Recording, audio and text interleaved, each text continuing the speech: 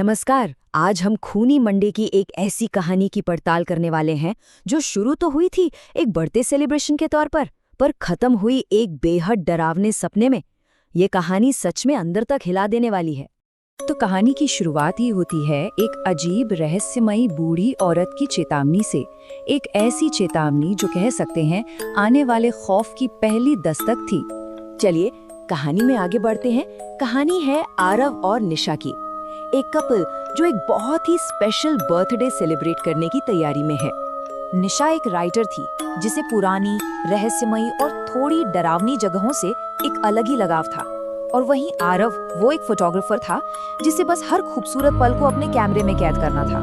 पर उन्हें बिल्कुल अंदाजा नहीं था कि उनकी यही शौक उन्हें एक ऐसे अंजाम तक ले जाएंगे जिसकी उन्होंने कल्पना भी नहीं की होगी। तो प्लान ये था कि निशा के बर्थडे पर दोनों कहीं दूर जाकर तारों के नीचे कैंपिंग करेंगे, सिर्फ वो दोनों।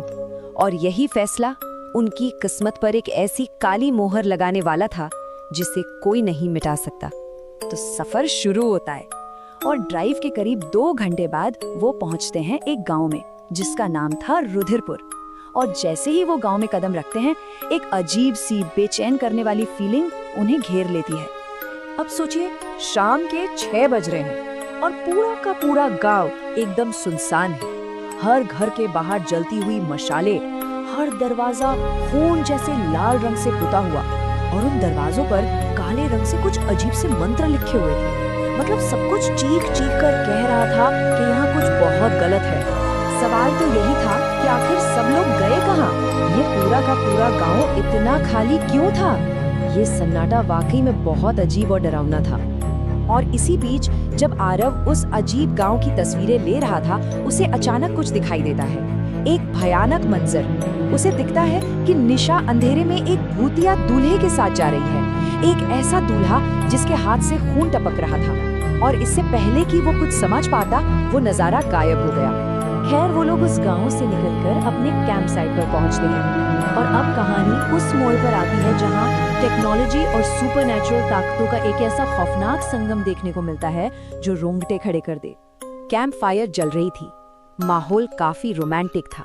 आरव निशा की तस्वीरें ले रहा था, लेकिन उसे नहीं पता था कि उसके कैमरे के फ्रेम में वो दोनों अकेले नहीं थे।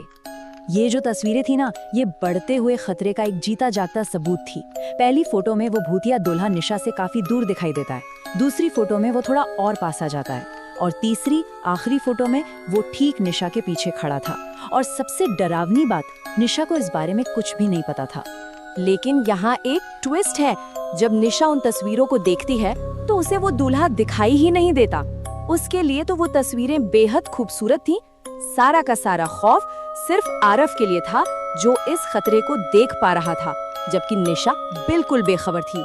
उस रात आरव सो नहीं पाता, उसका डर बढ़ता ही जाता है। वो वापस गांव वाली तस्वीरें चेक करता है, और अब वो दूल्हा हर लाल दरवाजे के बाहर खड़ा दिखता है। उसे वही धीमे धीमे मंत्रों की आवाज सुनाई देने लगती है। और तो और दूर वो जो खंडहर बंगला था, अब उसमें बत्तियां जल रही थी, जैसे वहां कोई पार्टी चल रही हो। अगली शाम उन्हें वो बंगला फिर से रोशन दिखाई देता है, और इस बार उनकी जिज्ञासा उन पर हावी हो जाती है। वो फैसला करते हैं कि जाकर देखेंगे कि आखिर माजरा क्या है, और यही उनका सबसे गलत, सबसे जानलेवा फैसला साबित होता है।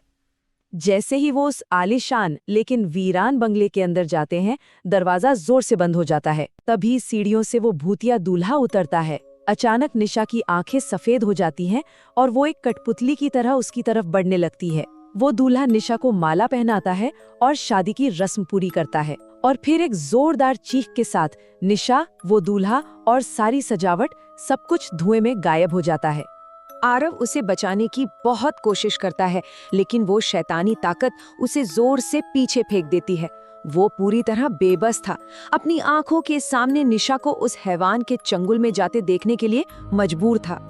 अब वो बंगला फिर से एक खंडहर बन चुका था, और उस खंडहर में अकेला बदहवास आरव बस जवाब ढूंढ रहा था। और तभी उसे वो बूढ़ी औरत एक बार फिर मिलती है, और वो बूढ़ी औरत बताती है उस बंगले का काला सच। वो बताती है कि ये एक नीच जमींदार की आत्मा है जिसे गांव वालों ने जिंदा जला दिया था। वो अपनी काली शक्तियों और अमरता के लिए हर अमावस की रात एक नई लड़की से शादी करके उसकी बलि देता था। और आज की तारीख अमावस थी। तब आरव को सब समझ आता है। वो लोग गलत वक्त पर गलत जगह आ गए थे। आज वही रात थी जब उस आत्मा को अपना नया शिकार चाहिए था। बूढ़ी औरत की एक बात आरव के सीने में खंजर की तरह उतर जाती है। जो एक बार उस बंगले की दुल्हन बन गई, वो कभी वापस नहीं आती। मतलब निशा के लौटने की सारी उम्मीदें खत्म हो चुकी थीं। और आरव इस एहसास के साथ पूरी तरह से टूट जाता है कि वो ही निशा को उसकी मौत के मुंह में ले आया था। इस कहानी का अंत किसी जंप स्केयर से नहीं, बल्कि एक भारी दुख और कभी न खत्म होने वाले पछतावे के साथ होता है।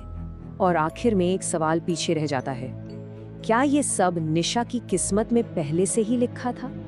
क्या खंडरों और रहस्यमयी जगहों के लिए उसका जो आकर्षण था, वही उसे इस भयानक अंत की तरफ खींच कर ले आया? If you love horror stories, don't forget to subscribe. Comment your scariest story below.